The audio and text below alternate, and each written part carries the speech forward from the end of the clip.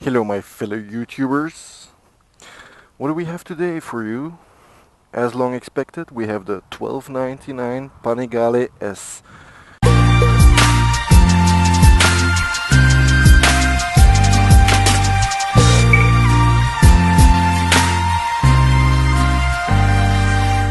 So this is the $12.99 Panigale S. It's a beast, alright. I can assure you that. Really. It's like Beauty and the Beast all in one. It looks amazing, or as my colleague would say, nice. Very nice. When you look at it, it looks more or less the same like the $8.99 Panigale. There's a little bit difference here. Also the mirrors are different. Actually the whole drive is a bit different, but we'll come back to that later. And me personally, I just love this. This thing is awesome. Sexy. Even driving here, people were like looking at me like, what the fuck? Also when you start it, immediately you can hear that this one is a lot louder than the 8. But anyway, let's see if this thing drives. We have seen all the tests on YouTube. It's mainly a track driven bike, as we all know, and for sure it's made for that. And it should perform really good. 205 horsepower and an engine displacement of 1299 cubic centimeters. You also have the Panigale, the normal one as to say, which does not have the electronical goodies. It is a bike of more than 20,000 euros, especially this one. It's like 25,000 euros. Yummy. Okay. First of all, let's start it up and let you guys enjoy. Look, I have to show you this. Look how the dash lights up. It's like, wow. Listen to that raw sound.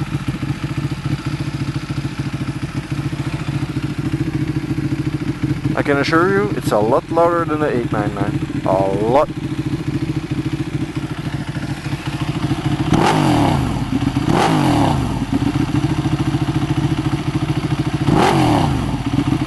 Drool sound. Here you can see it's with the electronic package. Here also you can see it's with the electronic package. Maybe just a quick look at the dash.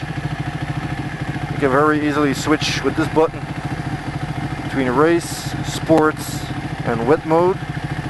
In wet mode it doesn't have its full power, but in race and sport it does. Now I have only been driving it in wet and sports mode. Let's keep it in sports mode. This review is made to drive on the street. Yeah. We also have two other buttons here, up and down. So you guys can see that. Up and down and up. Which means that you can really change the settings on the fly as you're driving. You can do this on a $12.99, but you cannot do this on an $8.99, for example. For the rest, it's basically the same.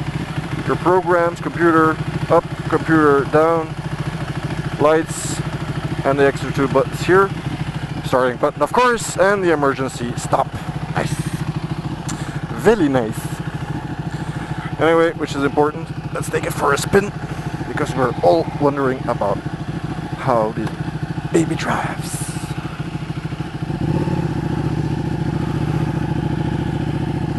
I have to say, before I got on it, I was a bit afraid, because it does have something intriguing, you know. But actually, it's quite manageable, all this power, even in sports mode. Welcome to the Belgian roads, where debris like this is normal.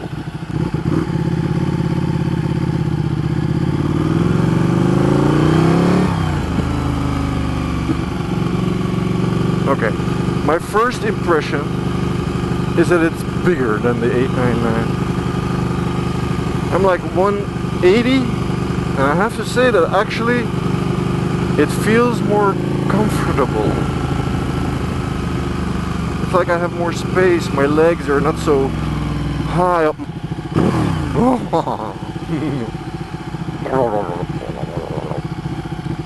Okay. So what can I say about this bike? It does feel more comfy than the 899. It feels a bit bigger.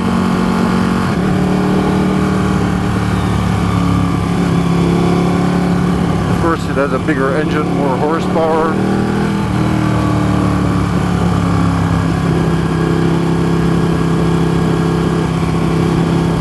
And you would think, when you hear everything, it's like unmanageable to hold this beast in its cage. But actually, it's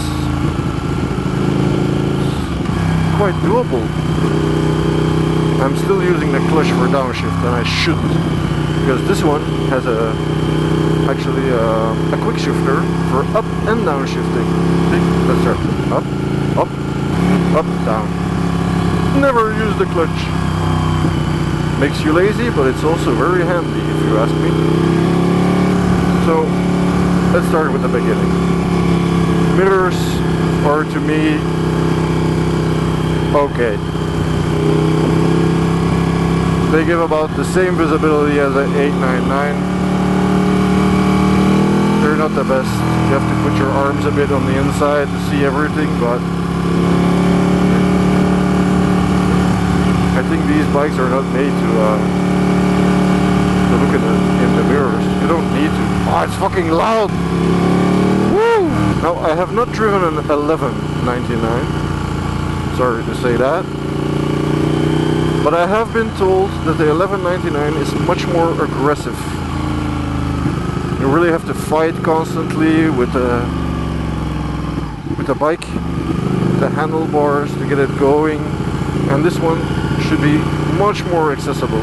I mean, for a bike that has 205 horsepower, I was really expecting like, fuck, this thing is gonna kill me. So yet again, this thing is very manageable.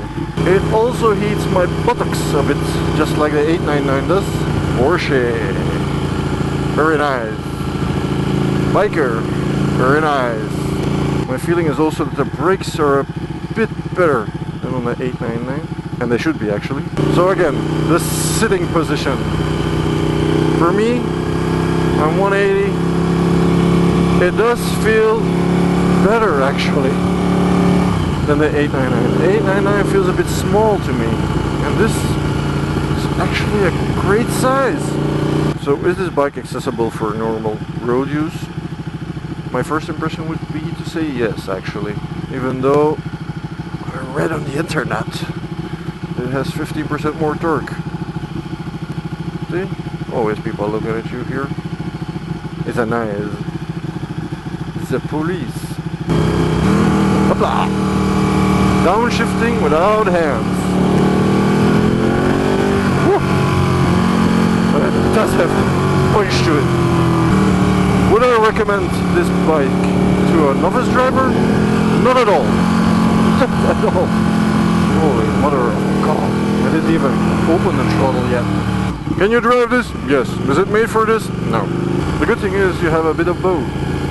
You can easily take it to a track day and enjoy. I have to say I love the display. It has a good overview about all you need. There is one thing I want to add about a sitting position.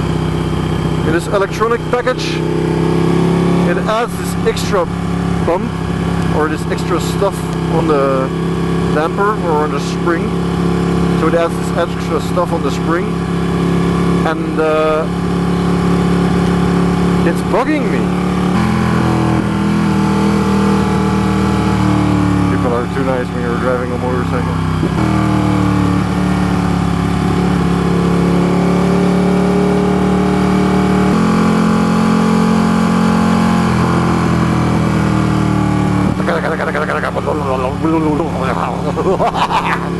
With this exhaust, you might want to consider earplugs. It's enjoyable, but not too heavy on the wrists at all. If you're a bigger person, you have more than enough leg space to say. The only thing that's bugging me is the spring with the electronics package on it, which is always touching my underleg or something. How do you call that? The brakes are really good. Really good. Power is very manageable. There is no need for thinking that this machine is so powerful that it's only made to drive on a track, because actually, to my great amazement, it is not. It's really good. This motorcycle has an appetite for destruction of asphalt. This quick shifter is nuts. Please provide it on all the Ducatis. Just standard.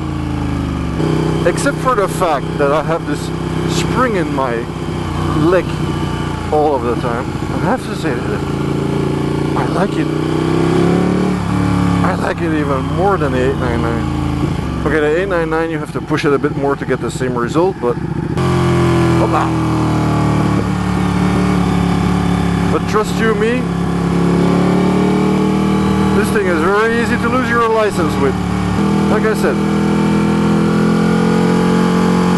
Beauty and the Beast combined. Rev bomb.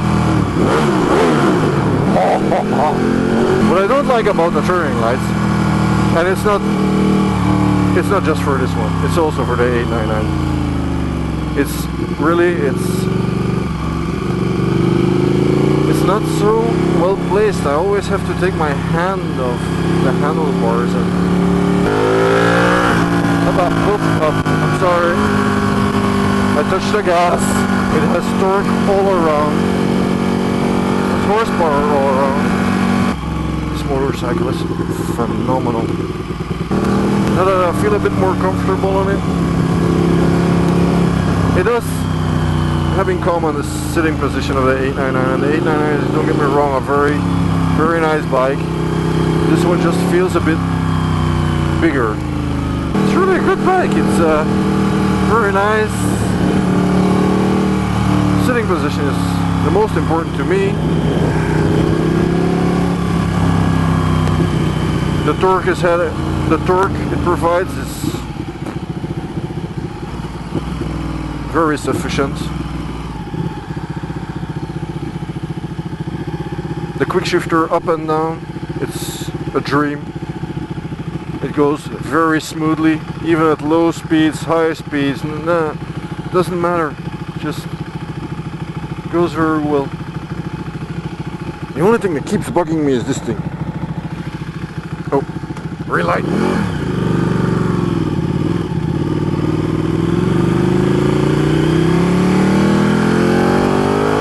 Now, if this thing cannot pull you out of an apex, then I don't know. But as I said before, everybody knows that it's a great track bike.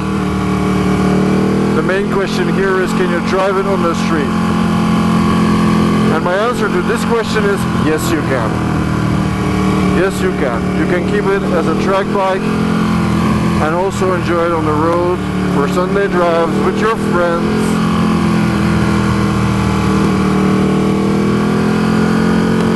You can even drive it long distances as far as I know.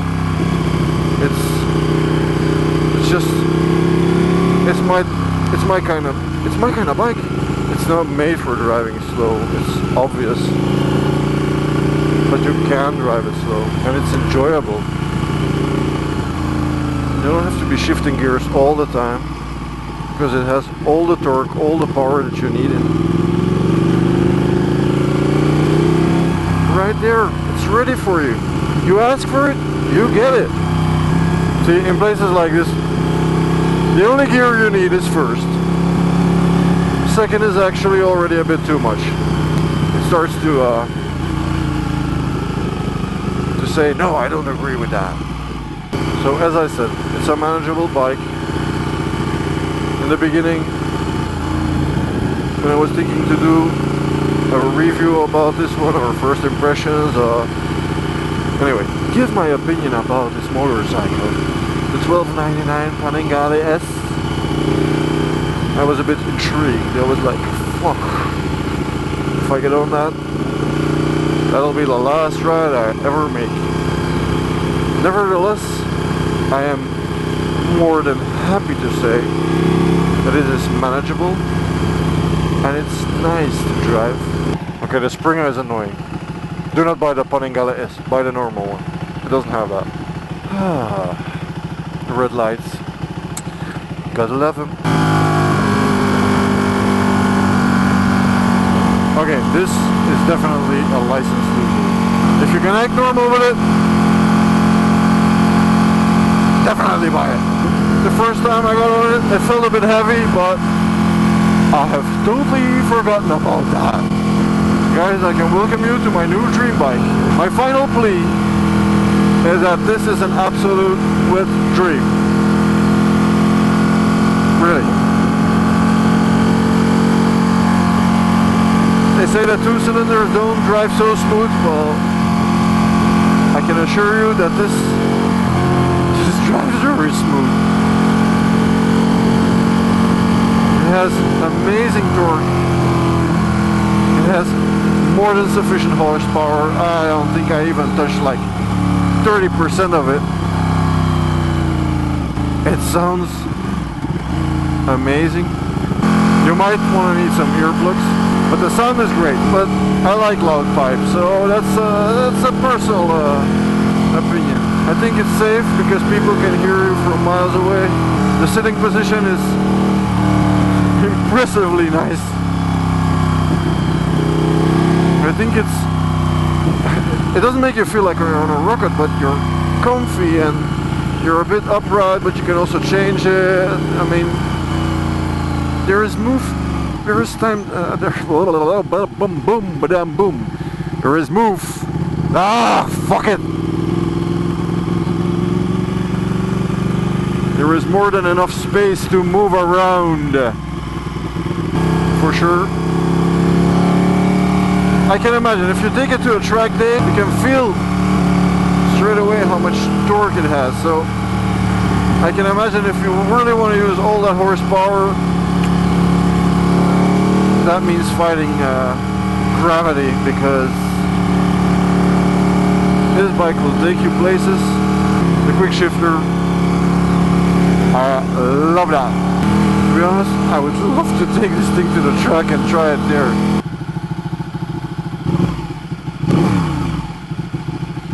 See? I don't know why, but everybody's looking at me. As I said, amazing bike. Amazing bike. Good power access.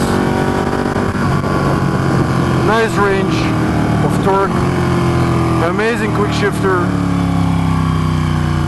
The only downside I could find about it is the spring that is annoying me since the beginning.